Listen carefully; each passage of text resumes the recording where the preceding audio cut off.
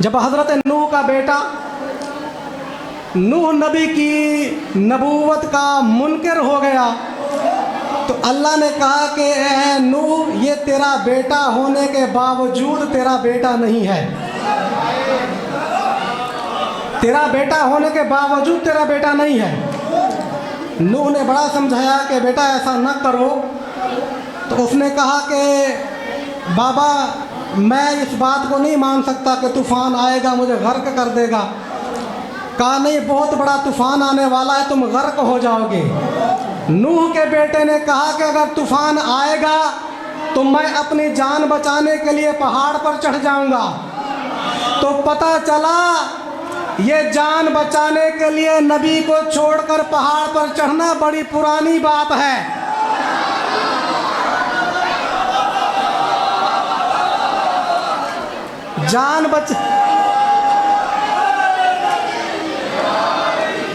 अपनी जान बचाने के लिए पहाड़ पर चढ़ जाना ये बड़ी पुरानी बात है, इसकी तारीख बहुत पुरानी है।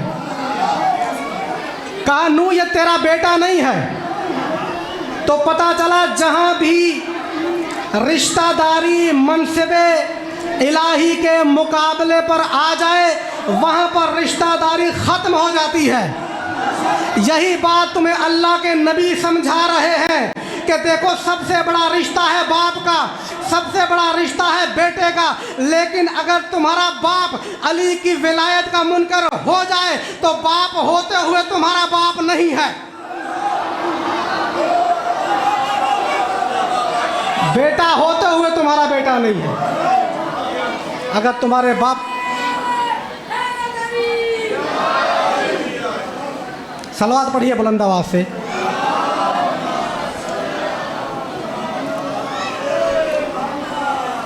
फिर अल्लाह के नबी ने फरमाया, वल्लज़ी बअसनी बिलहक़्क़ि ला यक़बलुल्लाहु फ़रीज़तन मिन अब्दिन इल्ला बिइक़रार विलायत अली इब्न अबी तालिब। जाकर सुनो तो मैं तर्जुमा करूं।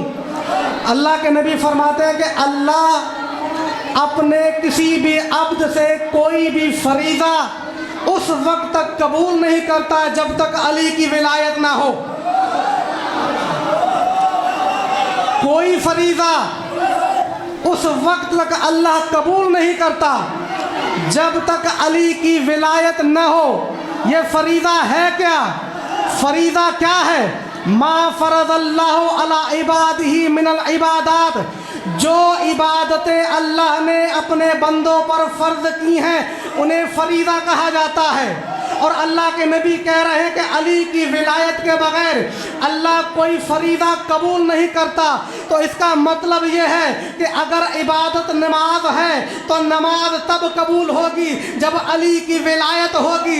अगर इबादत रोज़ा है तो तब कबूल होगा जब अली की विलायत होगी। अगर यह इबादत हज है तो उस वक्त कबूल होगी जब अली की विलायत होगी। अगर इबादत ज़कात है तो तब कबूल होगी जब अली की विलायत होगी। अगर अमर बिल मारूफ है तो तब कबूल होगा जब अली की विलायत होगी। अगर नहीं अनिल मुनकर है तो तब कबूल होगा जब अली की विलायत होगी। अगर तवल्ला है तो तब कबूल होगा जब अली की विलायत होगी। अगर तबर्रा है तो तब कबूल होगा जब अली की विलायत होगी। सलामत रहे।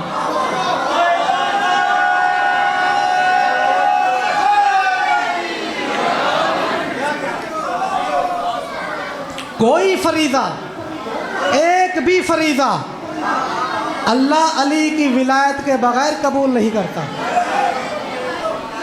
अब पूछो मुसलमानों से, इबादत क्यों करते हो? ये नमाज क्यों पढ़ते हो? रोज़ा क्यों रखते हो? हज क्यों करते हो? ज़कात क्यों देते हो? खुम्स क्यों निकालते हो?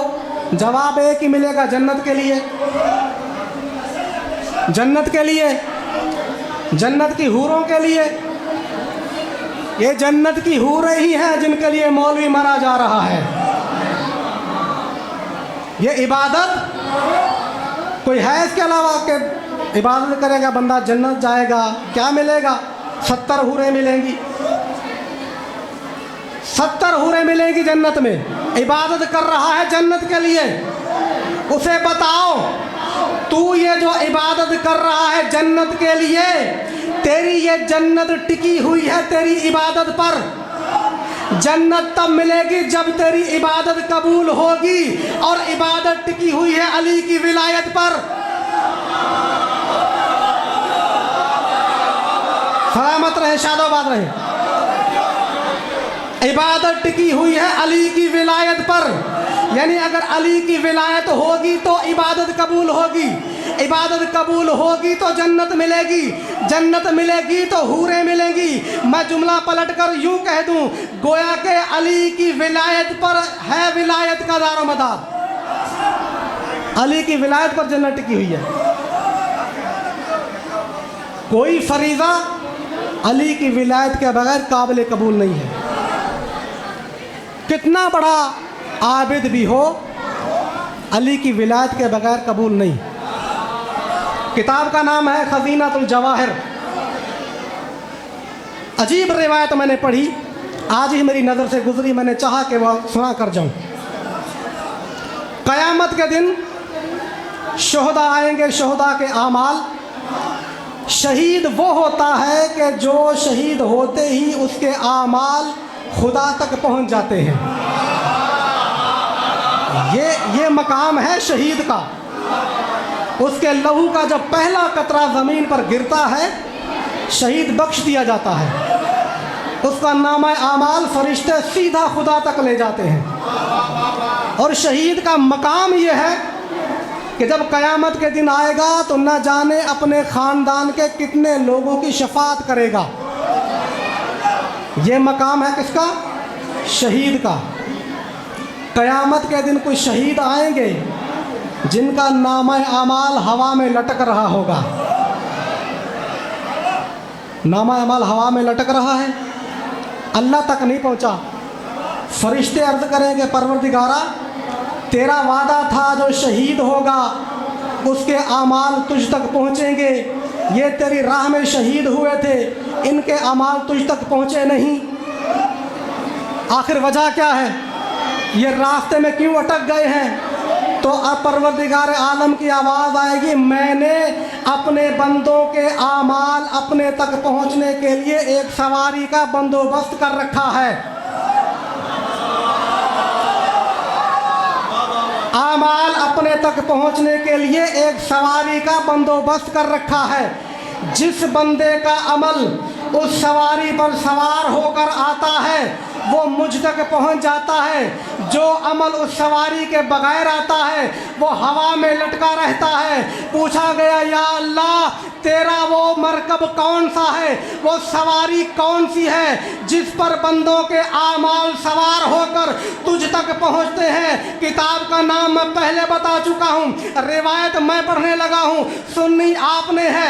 आपके मायार का पता लग जाएगा जब फरिश्ते अर्ज करेंगे, परवरदिगारा वो मरकब क्या है, वो सवारी क्या है जिसकी वजह से बंदों के आमाल, इन शहीदों के आमाल तुझ तक पहुंचते हैं? तो आवाज़े कुदरत आएगी, उस सवारी का नाम है विलायत अली। सलामत रहे। अली हक। नहीं, दोनों हाथ बुलंद करके।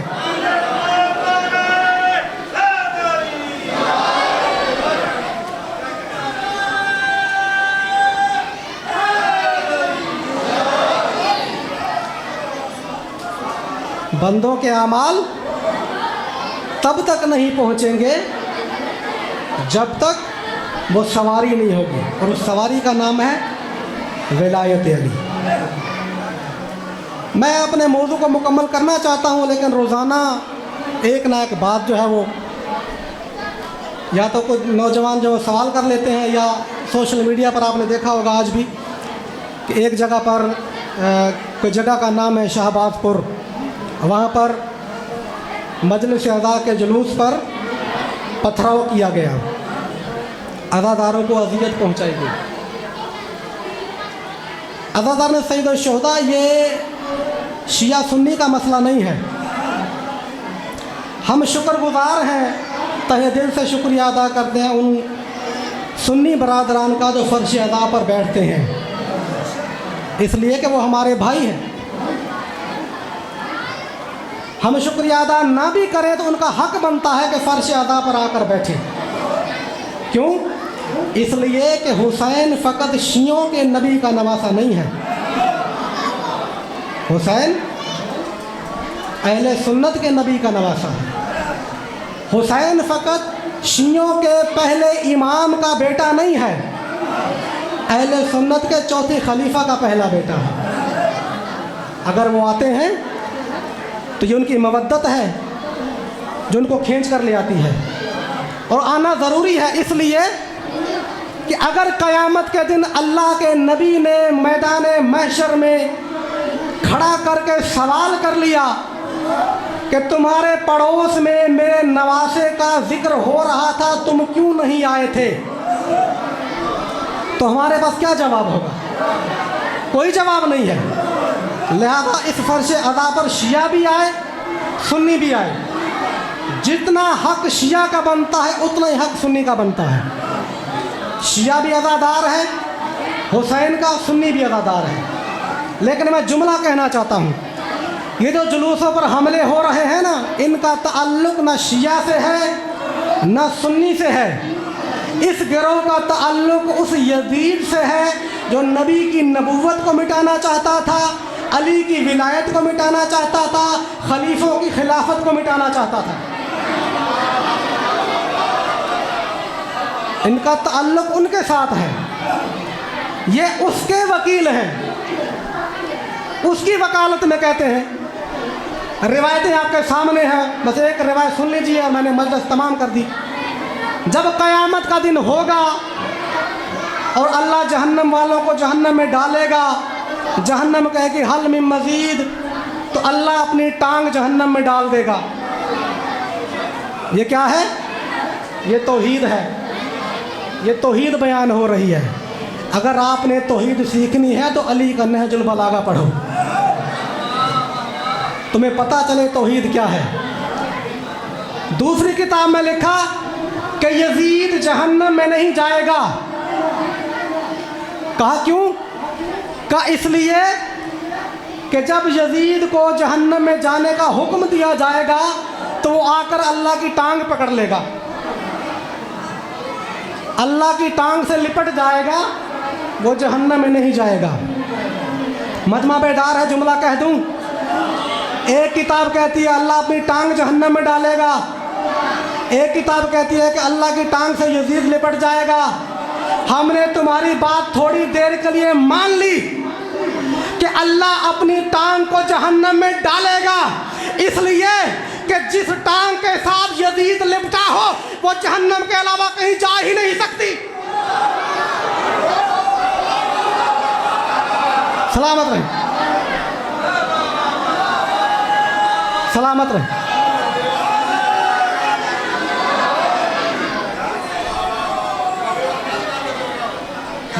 जिस टांग के साथ यजीद लिपटा हो उसका हक बनता है कि वो जाए भी जहन्नम में। सलामत रहे। एक सलात पढ़े बुलंद आवाज से।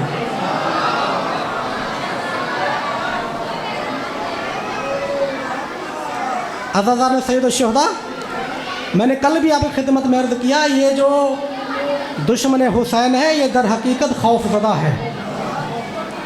इसे पता है कि ये अज़ादारी, ये सबील, ये अलम, ये हमारा हुसैन हुसैन करना, ये हमारी निजात का ज़रिया है। उसे पता है कि हुसैन ने एक आंसू के बदले जन्नत रखी है।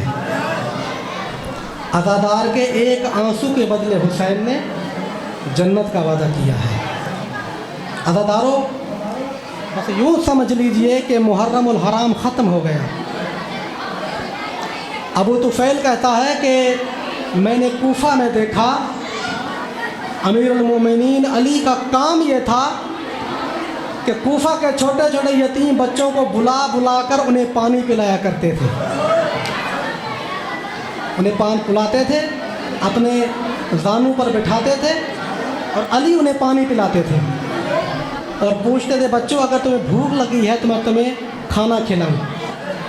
अबू तुफैल कहता है कि अली की ये शफ़क़त देखकर मेरा दिल चाहा कि काश मैं भी यतीम होता। अजरकुम अल्लाह, काश मैं भी यतीम होता और अली के हाथ से पानी पीता। एक जुमला कहना चाहता हूँ, अगर आपके दिलों को छू जाए, अज़ादारों, ये वो अली है जो कूफा के यतीमों को बुला बुला कर पानी पिलाता रहा। आज वो अली है जिसकी औलाद पर करबला में पानी बंद कर दिया गया। अजरुकुम अल्लाह, मौला आपका रोना कबूल करे। जज़ाकल्लाह। कोई गम ना दे मौला सिवाय गमे मज़लूम करबला के। अली ने पानी पिलाया, क्यों? इसलिए कि शायद ये उम्मत कल मेरे बच्चों का हया करे, शायद ये लोग कल मेरे बच्चों का ख्याल करें। आज मैं पानी पिलाकर दिखा रहा हूँ कि देखो, अगर कोई यतीम हो, कोई प्यासा हो, तो उसे पानी पिलाया जाता है। अदादारों, एक जुमला कहने लगा हूँ। करबला के मैदान में पूरी मक्तल पढ़कर जो बात मुझे समझ में आई है वो ये है कि करबला के मैदान में कदम कदम पर हुसैन ने अपना तारुफ करवाया है। क्या तारुफ करवाया?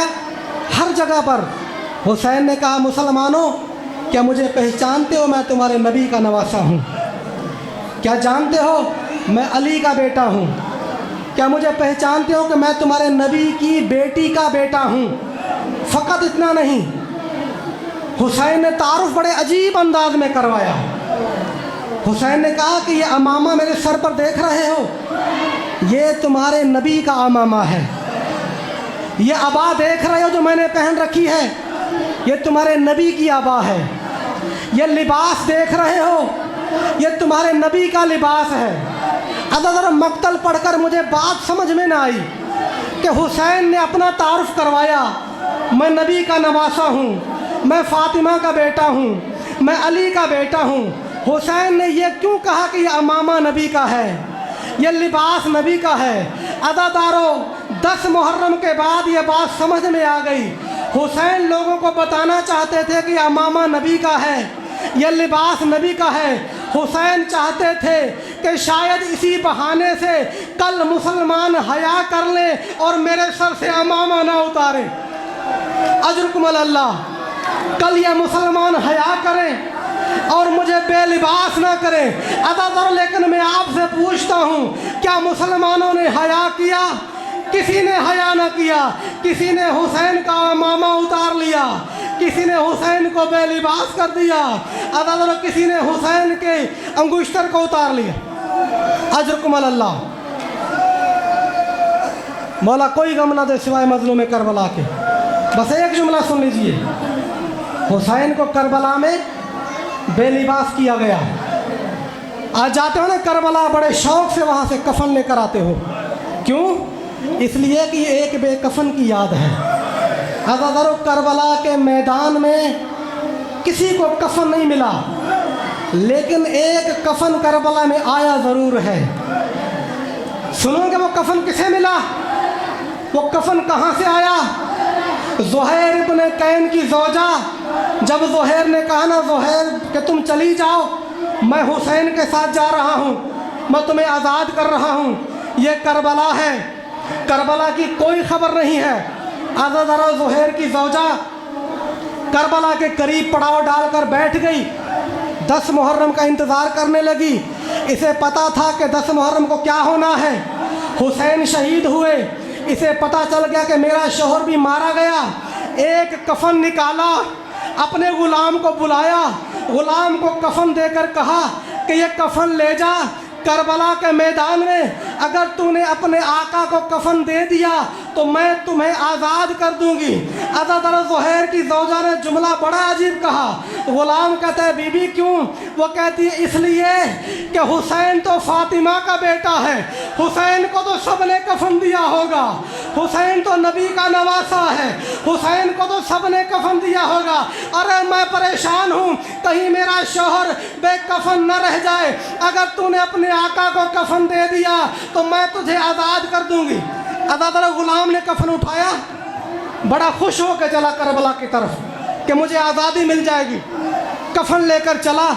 अब गुलाम के हाथों पर कफन है। इसको पता था करबला का कितना फासला है। हिसाब लगा रही थी बैठकर, इतना टाइम लगा होगा, गुलाम पहुंचा होगा, अपने मौला को कफन दिया होगा, अब वापस आ रहा होगा, या दूर से एक घोड़ा सवार आता हुआ दिखाई दिया। यह देखकर बहुत खुश हो गई कि मेरे शौहर को कफन मिल गया। अदादार जब वो सवार गुलाम करीब पहुंचा, गर्द बैठी, या इसने देखा कि जो कफन लेकर गया था वो कफन वापस लेकर आ रहा है। अदादार ये देखकर इसकर गुस्से का आलम न रहा। जैसे ही गुलाम करीब पहुंचा, गुलाम को डांटना शुरू कर दिया, गुलाम को मारना शुरू कर दिया। अरे तू कैसा गुलाम है, अपने आका को कफन न दे सका? अरे तू कैसा गुलाम है जो मेरी बात न मान सका? गुलाम सर झुकाए रोता रहा। जब यह डांट कर थक गई तो ज़ुहैर की ज़ौजा को देखकर एक मर्तबा गुलाम कहता है, बीबी मुझे बताओ, जब मैं करबला गया तो तूने मुझे एक ही कफन दिया था। अरे जब मैं करबला पहुंचा, फातिमा का लाल बेकफन था। अरे मुझे शर्म आ गई, अपने आका को कफन दे दूं, फातिमा का लाल बेकफन रह जाए।